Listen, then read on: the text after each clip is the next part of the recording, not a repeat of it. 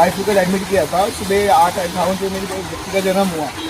Doctor ने बोला थोड़ा कॉम्प्लिकेशन है, उसको ऑक्सीजन लगाएंगे, ठीक है, 3 दिन तक ऑक्सीजन में रखेंगे। नॉर्मल डिलीवरी हुई थी, ठीक है। कल के दिन में वो लोग ने ऑक्सीजन लगाया डे में, रात के टाइम में लोग ने ऑक्सीजन नहीं लगाया, ठीक है, नहीं लगाया। आज मॉर्निंग में भी बच्ची थोड़ी ठीक थी, 7 साढ़े 7 बजे तक ठीक थी। उसकी माँ ने भी बच्चे को दूध पिलाया। दूध पिलाने के बाद में थोड़ा सही हुआ, डॉक्टर को बुलाए, स्टाफ वालों को बुलाया, स्टाफ वाले कोई नहीं आया, ना ऑक्सीजन लगाया ना कुछ हुआ। तो ऐसे मेरी बेटी डेथ हो गई।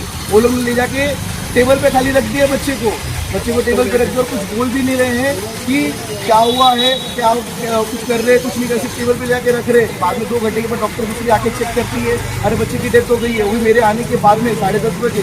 ये लोग झूठ बोले, कुछ बता ही नहीं रहे क्या हो रहा है क्या नहीं हो रहा है।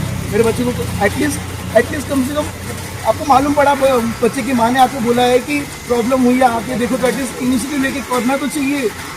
ये लोग ने कुछ नहीं किया। ये लोग की लापरवाही की वजह से मेरे बच्चे की डेथ हो गई। 1 दिन की मेरी बच्ची थी।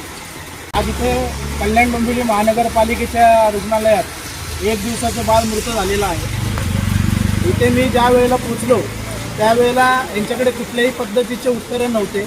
मी त्यांना विचारलं की तुम्ही बेबी जन्माला आल्यानंतर किती तासाच्या इंटरव्हलने तुम्ही चेक करत असता, तर त्यांच्याकडे त्याचं उत्तर नाही आहे। त्यांचं म्हणणं आहे की दिवसातून 1 वेळा आम्ही चेक करतो। आमच्याकडे पूर्ण त्या संदर्भात रेकॉर्डिंग आहे आणि आज असा हा निंदनीय प्रकार घडलेला आहे।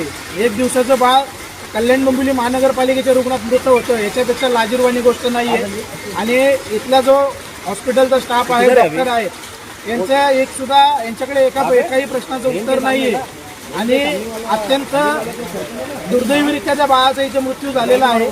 माझे कल्याण डोंबिवली महानगरपालिकेच्या आयुक्तांना एकच सांगणं आहे, तुम्ही